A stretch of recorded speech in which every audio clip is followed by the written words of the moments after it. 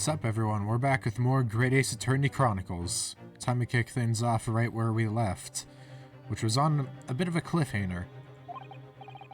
Yes, that's right. Just who is this man? Why is he here in this exhibit? Last time we figured out that Enoch Drebber, or Enoch maybe, is here at this exhibit as a waxwork for some reason. It would seem that my guess is that he's probably a witness to a heinous crime. And why does the convict behind him have no head? The head was missing when the model was returned by the thief who stole it. What a surprise. So then the case isn't yet solved, is it? Did I not say so myself? Largely solved were my words, I believe. But I must locate the missing head tout de suite, as Madame would say, or I'll be in grave trouble. Much like the graves behind us, a very hungry Iris still awaits my return to Baker Street, preferably with rations. Arg. Do you know, though, something about this room is strange. Strange? What do you mean? Aside from the headless wax figure. Well, the displays in the House of Horrors are supposed to depict real events, are they not? Indeed they are, Mrs. Otto. Do go on. That I shall. And as terrifying as they are, the scenes in the other exhibits are believable. But this one... This surely couldn't ever really have happened, could it? I am silent because it actually is real. I think it's time I educated you a little. About the nature of the incidents involving the professor 10 years ago. Oh, here we go. The resurrecting convict. I believe I told you a little about the professor yesterday, did I not? He took the lives of 5 victims, every one being either a member of the aristocracy or royalty. All were attacked by an enormous hunting hound and had their throats ripped from their bodies. Ugh. I had to instinctively grab my own throat at that one. Oh gosh, an enormous hound? How awful. After taking the life of his 5th victim, the killer was apprehended. Wait, I just realized, dog? A hound killed them. Oh, I think I know. I think we can easily tell what the, what that dog collar we found at the end of the second case is now. I assume it was the collar of the dog in question. It was a case of unprecedented magnitude in Britain, you understand. Accordingly, the professor was tried in a closed court. No members of the public were permitted. A closed court? So you mean that the professor's identity... As you've surmised, my dear fellow, his identity was never made public. Weird. Naturally, he was found guilty and was summarily sentenced to death by hanging. He was buried in a grave at Lowgate Cemetery, which adjoins the rear of the prison where he had been held. However, that was not the end of the affair. What? Oh, did he come back to life? The very night that he was buried, the convicted man came back to life. Came back to life? He clawed his way out of the ground and emerged into the moonlit graveyard. The exhibit here depicts the very scene as described by the sole witness to those chilling events. There was a witness? But of course, my dear fellow, it was none other than the young man in the white overcoat. Enoch Drebber. He saw it happen? Shit. So this is a waxwork model of Enoch Drebber. 10 years ago, the convicted professor, having been gibbeted and buried, emerged from his grave in the dead of night. The sole witness to that unimaginable scene was this young man. From appearances, I would say he was about 20 years old. It's so horrifying. Scared out of his wits, the young Drebber ran to a nearby police station to report the incident. And the sheer terror of what he'd seen is said to have turned his hair white overnight. Yes, it's shown in the photograph we have of him. His hair is completely white. Wait, so if he was 20 there, then that would mean he's only like, what, 30 or something in this? Oh yeah, it says right here he's only 35. Huh. For the following few days, the story of what he'd seen was on every front page in the capital. The public was frantic for every last detail about the killer who'd come back to life. As you've seen, an exhibit was even created here at Madame Tussauds. I can quite understand why the man's hair turned white, certainly. But what I don't understand is what Mr. Drebber was doing in the first place. In a lonely graveyard in the middle of the night. Yes, what was he up to? I would assume grave robbing, considering it shows him with a shovel. Following the execution. The professor's acts of terror threw London's upper classes into complete panic 10 years ago. It was a great scandal, one might say, at the very highest levels of society. And since the killer's identity was never made public, rumors abounded. After all, no killer had before systematically employed a dog as a weapon of murder. I can't wait for it to reveal that Toby is actually the child of the dog from the murder 10 years ago, from the murders. I'm putting this out there just for the meme, but for all I know, with Ace Attorney, it could just end up being true for some godforsaken reason. Yes, I can imagine the impact the case must have had. But in time, of course, the rumors abated. So too did talk of the shocking witness account of the convict who came back to life. It was forgotten, dismissed as a dubious ghost story, as a preposterous parlor tale. But why did people stop believing it? Why, simply because there was no resurrection to speak of, as was established in fact. What do you mean by no resurrection? The police investigated the grave in Lowgate Cemetery and published their findings. The convict's body was found to be buried exactly where it had been following the execution.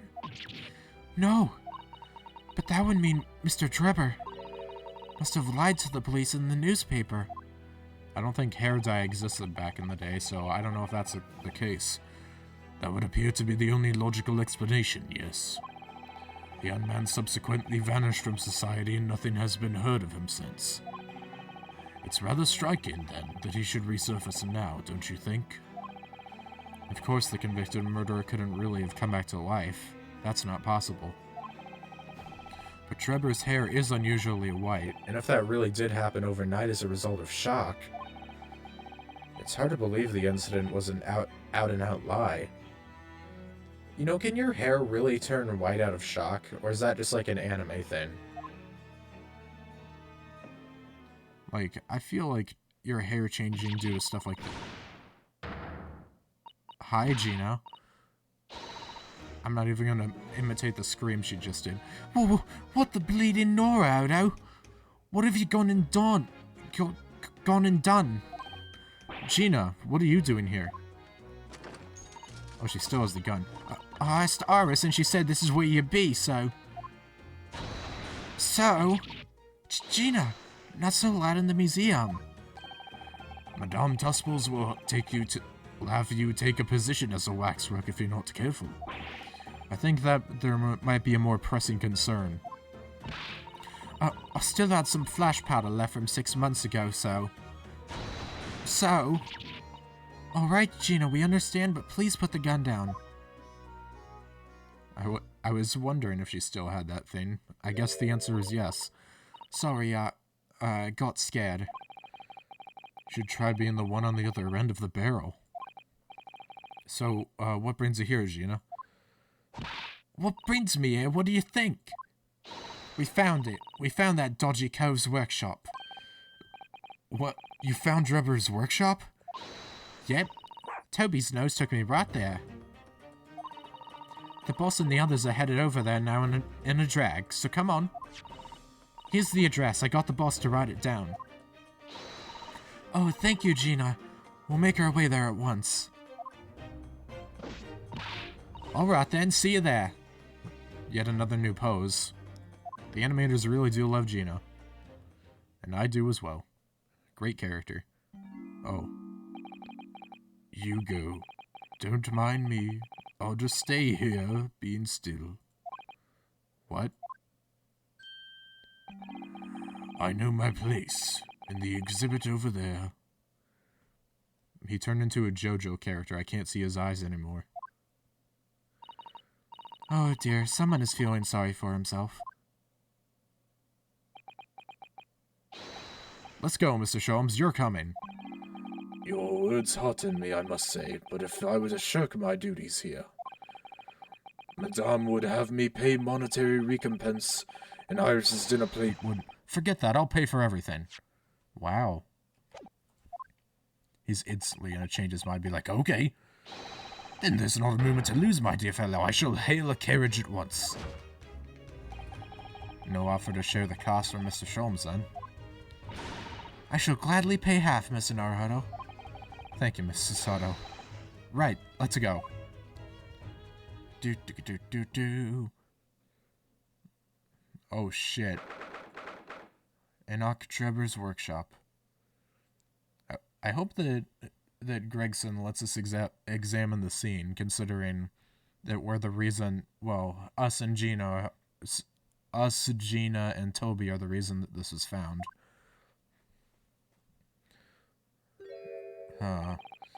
That looks like...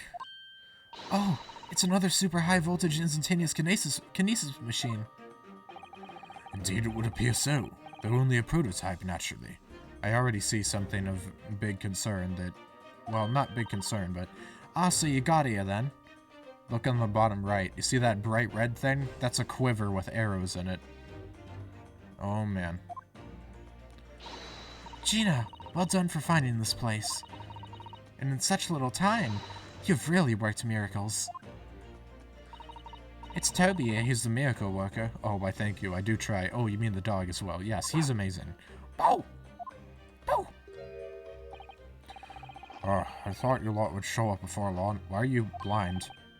Hello, Inspector. That's one knitted brow. Looks like he's eating a lemon, not a bag of fish and chips. So, Inspector, is there any sign of the engineer? Sadly not. We didn't find a soul in here. Oh, what a shame. Well, thank you for letting us know about this place and giving us the chance to investigate. According to what Gina tells me, we only found it thanks to a clue that you lot turned up. Yeah. Gregson's a real nice guy. He knows when people are responsible for good stuff, and he rewards them to an extent, I guess you could say. I wouldn't want to say, go to Paris with a debt of gratitude unpaid now, would I? Thank you.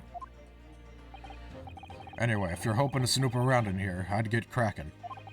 Lord Von Zykes and the forensic investigation team are on their way here as we speak. Them again. I imagine you've got the picture by now. They don't take too kindly to lawyer types. Right. So then, my dear fellow, let's turn this place upside down whilst we have the chance. And you, Sholmes. Pardon? They take even less kindly to great detectives than they do to lawyers. Very droll, Gregson, very droll. But you may consider me nothing more than an inconspicuous waxwork model. Right then. Let's see what we can find in here. Dun dun dun dun dun dun. Well, clearly I need to look upwards if Gregson's anything to go by. This is... It's a European-style quiver of arrows with steel bolts inside. Oh, do you suppose... Crossbow bolts, these. And just the right size for the bow you lot turned up at the exhibition grounds. In other words... Yep, that's more evidence to support your theory. It all goes to show that Drebber was the one pulling the strings behind the scenes to hold it's a scam. Funny you say strings considering he shot a bow. Oh, okay. Okay, so that just adds info to that. Makes sense. Let's just examine everything that doesn't look like it's relevant. What on earth is this? An aeroplane, Mr. Naruhodo. One day, scientists believe it will allow humans to fly freely in the sky. Is that how the trick will be described, is it? Sorry? Well, it's actually suspended by a thin but very strong cable, isn't it? Oh, well, this model is, yes, but a real aeroplane would actually fly high in the sky. While suspended from something even higher in the sky, of course. Because large metal objects obviously can't really stay in midair unsupported. You'd be surprised, man. So to you, the solution is even taller towers? Well, Ryunosuke saw one part of the future. He saw the invention of skyscrapers. Yo, can we steal this toy train? I'm just asking. Oh, it's a trophy. Ah, this appears to be most interesting. Yes, most interesting indeed, wouldn't you say? It's an impressively looking back massager, that's for sure. I've no doubt that if you hit your shoulders a few times with that, your aches and pains would soon go away. What the hell are you on about, Ryunosuke? I have no idea what you're on about, lad. Not gonna lie. It's a Royal Society trophy for excellence in science. A young scientist could wish for no higher honor. Ah. Would you like a massage? No, I'm fine. Thank you. I had no idea it was such a grand thing.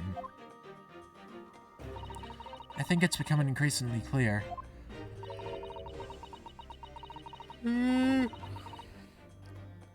That there's much more to this Enoch Drebber than conjuring tricks. I couldn't agree more, my dear madame. And how about you, Mr. Naruhodo? Wouldn't you like to take it with you? For your tired shoulders, of course. I like Susato's little smile. He's not gonna let that go, is he? It's curious, though, isn't it?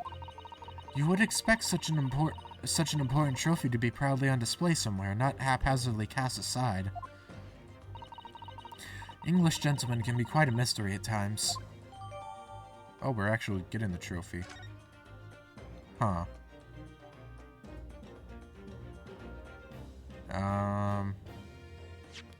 Let's check that, shall we?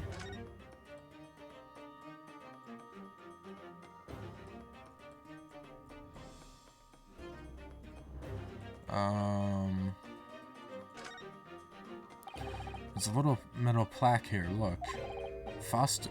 Fostering burgeoning talent for the future of scientific discovery. It seems rather ironic, doesn't it? But clearly Mr. Drebber really was a very talented scientist. Huh. Alright. Well, that's a bit of stuff we've gathered.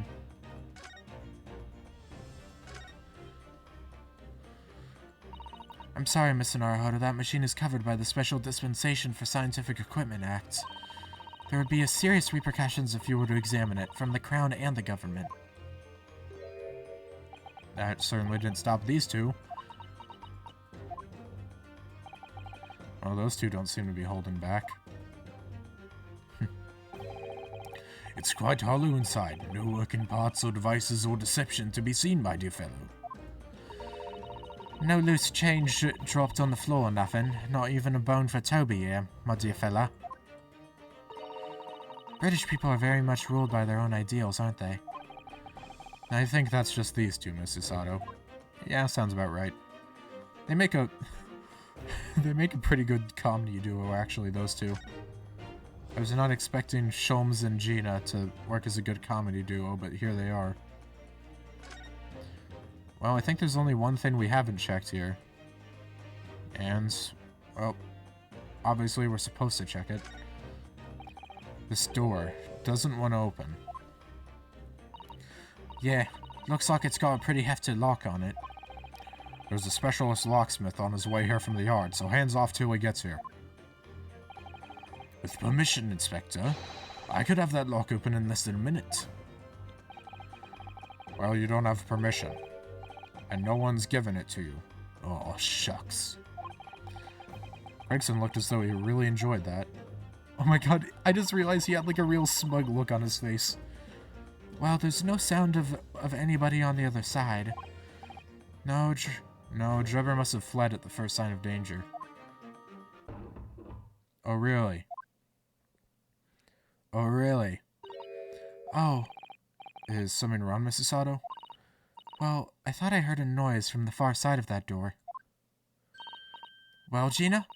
Did you hear it too? Yeah, I heard it and all. What do you reckon, Toby? Whoa, whoa. Right, mind the grease. Whoever's in there, open up. This is Scotland Yard.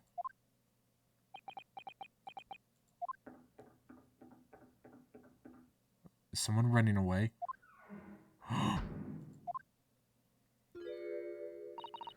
Oh my, someone is in there! Or they were in there. I'm pretty sure they just flew the coop. This rotten bleeding lock. My dear Gregson, as I said only minutes ago, if only it were countenanced, I could unlock that door in less than a minute.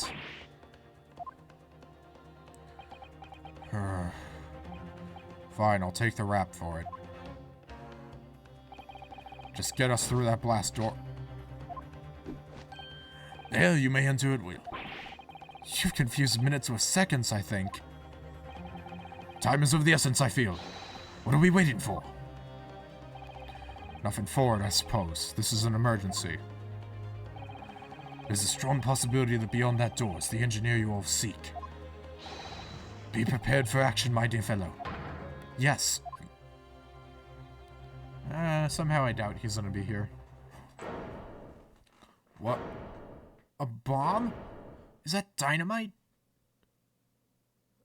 Where'd he ran off to? What's happening here? Why is everything upside down? Oh my...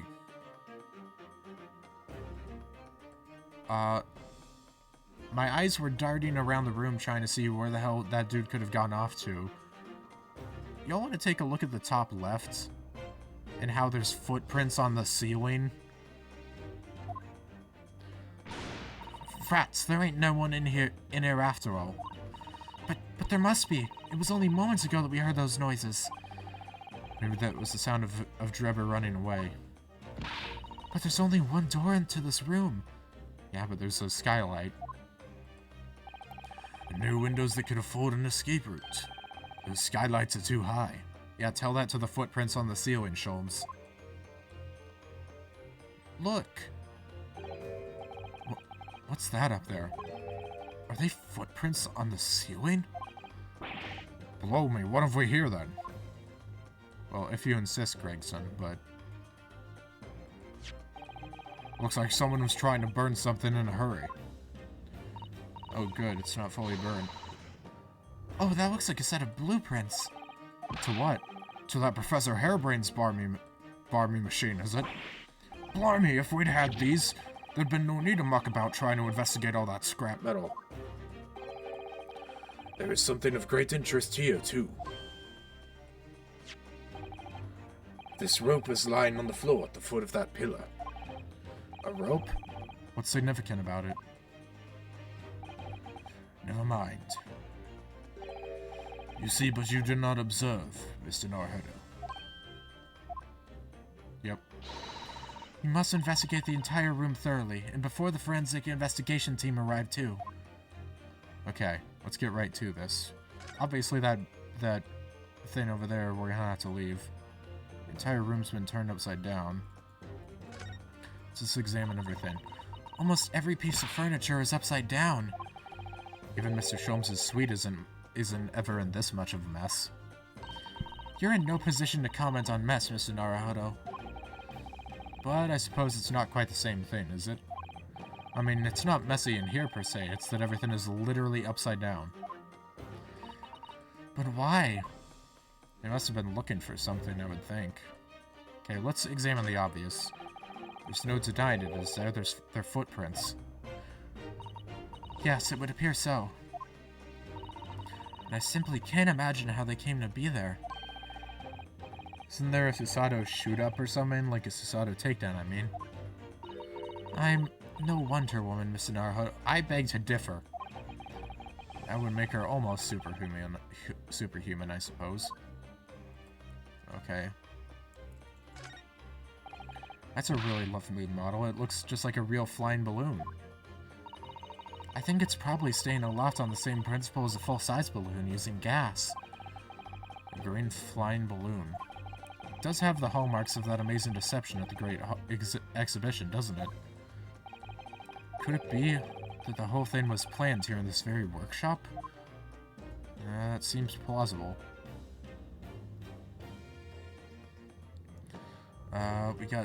Let's examine the safe. It's a very large safe. I don't suppose even Mr. Sholmes could open that lock. Although if you were a thief, you could just steal the entire thing, I suppose. It's bolted to the floor to prevent exactly that sort of underhand trick, Mr. Naruhodo. Well then, you could just seal the floor as well, I suppose. I'm sorry, but you really aren't making any sense at all. Since when does Ryunosuke ever make sense? Anyway, I think we can agree that whatever is inside must be very important. Alright. Sholmes... Mr. Sholmes, have you found something? Mr. Naruhodo. Yes, in point of fact, something rather fascinating. What do you make of this? Let's see. Never seen anything like it before. Oh, right. This man has not been excused. Mrs. Sato, what's the matter? That's a... Surely that's a time bomb, isn't it? What did you say? A time bomb? Sorry, but what is a time bomb exactly? You truly are one of a kind, Mr. Naruhodo. I won't take that as a compliment. You don't know nothing, do you, Odo? You haven't got a clue what it is either, have you, Gina? I invite you to consult a dictionary later, Mr. Naruhodo. But this particular specimen is no time bomb, though I confess it has a very similar appearance. Oh, well, thank goodness. But then, what is it? I see, so that's it. Goodness, Mr. Sholmes, have you seen to the heart of the matter? Oh, are we doing another deduction? There are times when I consider my lot most unfair. For I'm fated never to know how it feels to flounder as you do when a puzzle presents itself. But I have learned to accept the hardships that come with being a great detective, Miss Soto. Here we go. I feel a great deduction coming. Oh, I do as well. Once again, I can draw two conclusions from the scene we see before us. The first is that the inverted nature of the furniture in this room is the work of Drebber himself. Oh, but how could you... And the second conclusion is that the small device on the floor there is without question completely genuine. Please, Mr. Sholmes, you must explain everything. It would be a pleasure. After all, it is a great detective's civic duty to teach Scotland Yard the finer points of the trade. Well, Inspector Gregson seems delighted with the idea, anyway. Oh, you deflected the inspector's glare with such fortitude there, Mrs. Sholmes. Well done. You're too kind, my dear madam. I hereby dedicate this great deduction to you. Kindly stand just there, Mrs. Sato. Oh, yes. I'd be delighted. So, shall we begin? Once again, Herlock Sholmes is proud to present his logic and reasoning spectacular. Music, startle.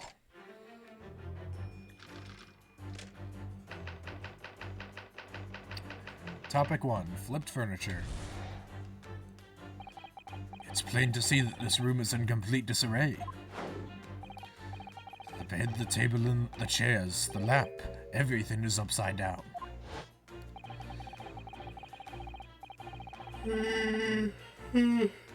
Almost as if every item in the room had until recently been happily Position on the ceiling before falling straight down onto the floor. Every item in the room is on the ceiling? Are you suggesting that... Indeed. The key here, well, I see a safe number,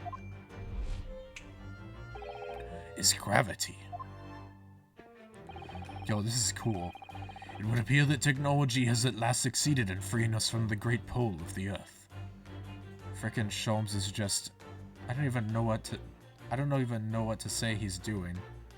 It's like Sholmes is frickin' controlling space-time right now. For the gravity in this room is reversed and then suddenly restored to normality. Goodness. The inverted furniture clearly reveals the truth about the part gravity played in this whole business. I quite understand your skepticism, Mrs. Sato. I too was incredulous at first. However, my conviction in my analysis was cemented when I observed this. An anti-gravity device, almost identical to one that featured in a dream of mine only the other day, in fact. But then why does it have a clock on it? A most relevant question indeed. That is a timing device that controls when the gravity direction will switch. And it really does control space-time. There is clearly a requirement for the engineer to be able to restore normal gravity automatically. And the commotion we heard earlier from the other side of the door was the moment that restoration occurred. Yes, the reason why everything is here has been turned upside down is because of the anti-gravity device. So you see, we need look no further to explain the state in which we find this room. The direction in which gravity acts in here was reversed by Mr. Drebber, before being restored to normality in an automatic fashion sometime later by the timer device. I have witnessed precisely this scene in a dream I once had when I fell out of bed. My dreams are the truth, as gravity was reversed. Okay. We're on some Portal shit now. Topic 2, the missing engineer. My right hand is numb. Now let us continue to consider the next conundrum. What was our engineer friend's aim? Indubitably, the greatest clue we have to explain this action is above our heads. Yes, how is it possible that there are footprints all the way up there on the ceiling? A question whose answer will lead us neatly to the truth, my dear madam. It is due to inverse gravity. The reason there are footprints on the ceiling is because of the nearby skylight. Of course, Drebber's aim was singular, to escape. However, there is but one way into this room. Excepting the skylight, that is.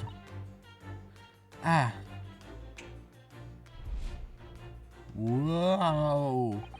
By inverting the gravity in here, Drebber was able to follow conveniently to the ceiling and make his escape via the otherwise inaccessible skylight, leaving those footprints behind on the wall. But the ceiling in here is very high, Mr. Sholmes. If the gravity reversal was sudden, wouldn't Mr. Drebber have fallen up on the ceiling rather violently? Falling up is both scientifically and philosophically a rather interesting concept, I feel.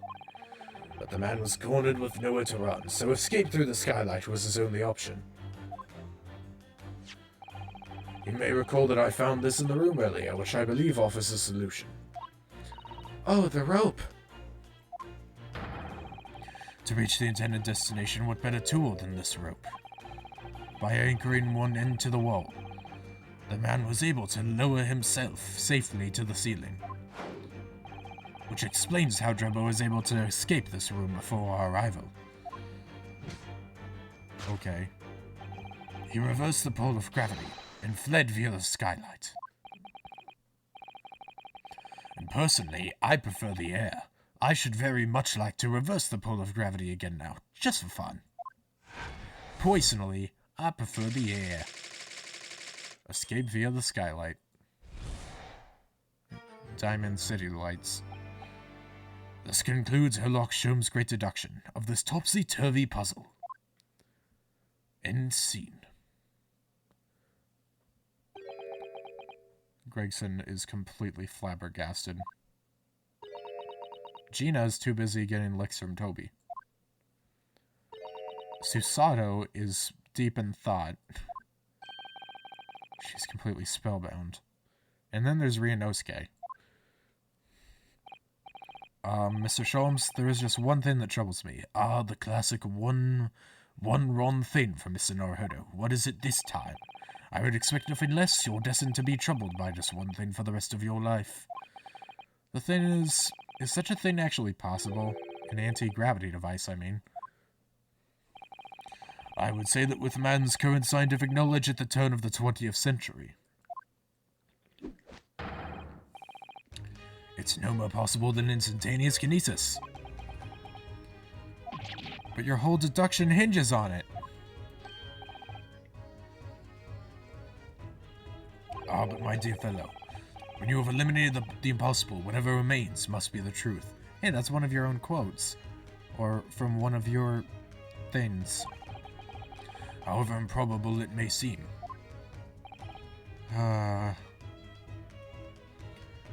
That's not directly a Sherlock Holmes quote, but it is a whatchamacallit.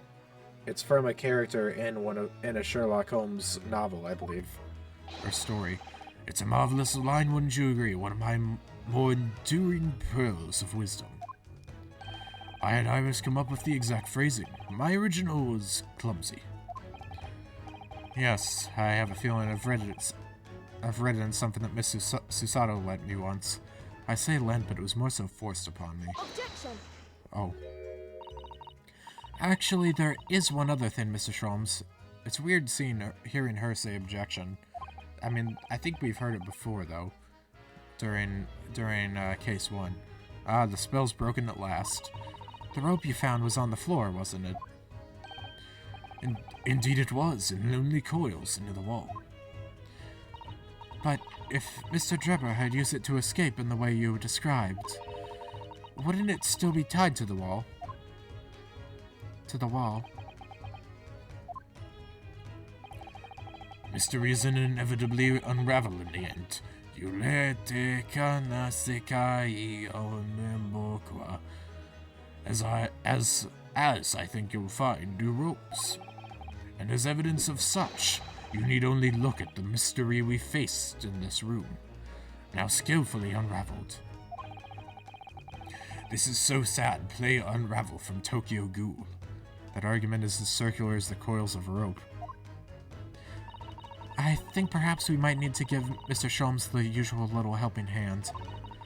I'm sure with some minor corrections, the Great Detective's great deduction will lead us to the truth. Yes, you're right. We must do it quickly before Enoch Drebber gets too far away. If you're ready, then let us resume. Sherlock Holmes' logic and reasoning spectacular. Your turn, Mr. Ryunosuke. Naruhodo. Yep. Why did he say my first name?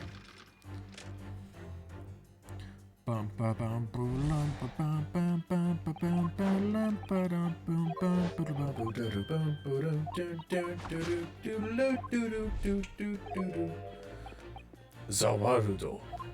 Toki wo tomare.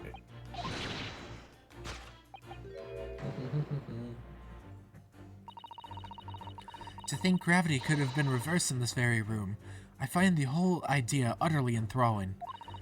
Only Mr. Sholmes could conceive of such an explanation. But the man himself admitted it was a scientific impossibility, so... Yes, you're quite right. We must completely discount the idea at once. Let me just do my usual thing here and save. Just become a part of the regular. Ooh, that's unusually merciless of you, Mrs. Sato. When you have eliminated the impossible, whatever remains must be the truth. The great detective himself said so, didn't he? While refusing to part with his dreams of anti-gravity devices. Yes, I suppose so.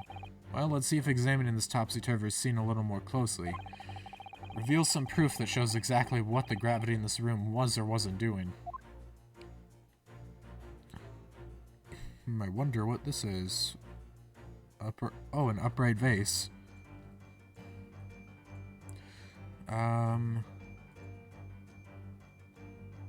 Books. Let's do the funny. Let's get all the funnies, as I always do.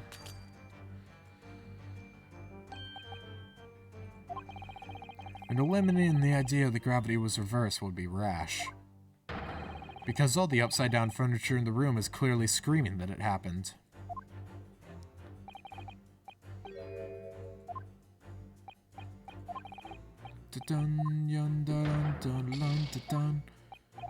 Alright. If the reversal of gravity is scientifically impossible, perhaps we can prove it didn't occur. Well, to prove a hypothesis is wrong. The easiest way is just to find an obvious exception. Alright. I would do that, but also, I could not. Oh, we can, yeah, fine, do the save. Oh, wait. We haven't examined, I gotta remember this. All the furniture in here is very conspicuously upside down, certainly. Yes, it does immediately put you in the mind of some strange quirk of gravity, I admit. Could it be that a mini whirlwind passed through here, do you think? What, a Tasmanian devil? I'm not sure that's much more plausible than Mr. Sholmes' explanation. Oh dear, saying the first thing that comes into your head isn't the way forward here, it seems. Yeah, would seem not. Ah, look, Mrs. Sato. And everything seems to be upside down in here. The safe is conspicuously the right way up, have you noticed? Yes, that's true. But look more closely at the safe's feet. Ah, that's a lot of very large bolts fixing into the floor. Think before you speak, that's what you wanted to say, isn't it? I really put my foot in my mouth there. I certainly didn't say that. A large safe. Clearly that'll be the answer. Unlike every other piece of furniture in the room, this safe is not upside down.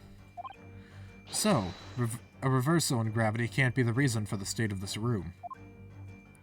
Mr. Naruhodo, I implore you to observe more closely.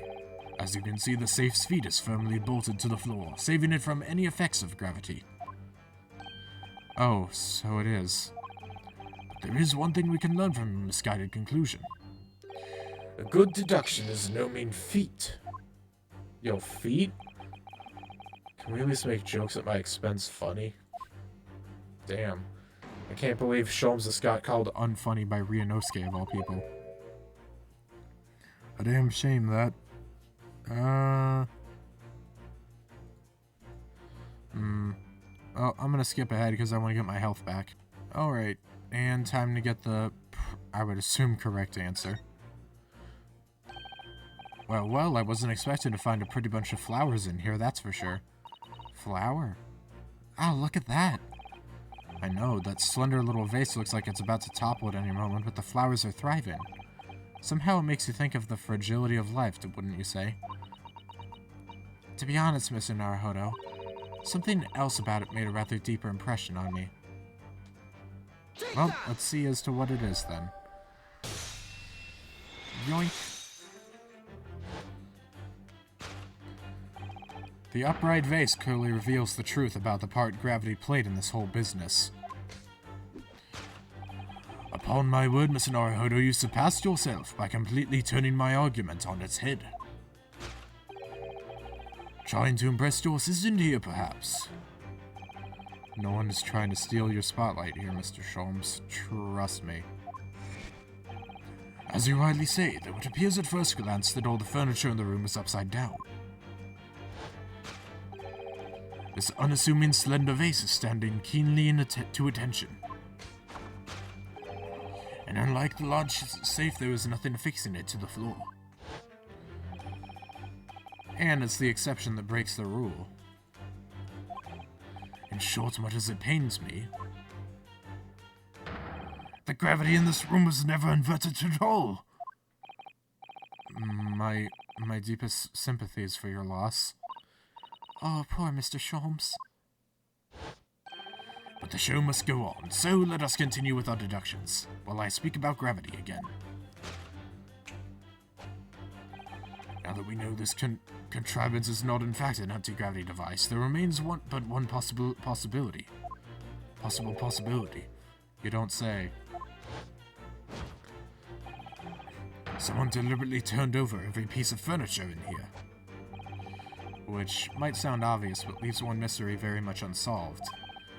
Namely, why would anyone choose to do that? Quite, and naturally there is an explanation. Yes, the reason why everything in here has been turned upside down is because of the anti-gravity device. He's absolutely determined that this device must have something to do with it, isn't he? I'm afraid the lure of an exciting scientific explanation is too strong. Well, there's no doubt that somebody did this. Somebody turned all this furniture over. So whoever it was must have had a reason. I'm afraid nothing comes to mind at all, though. Well, let's look around and see if the answer presents itself. Next time on Great Ace Attorney 2. Adios, ciao, and bye-bye. Signing off until next time. Ja, matane.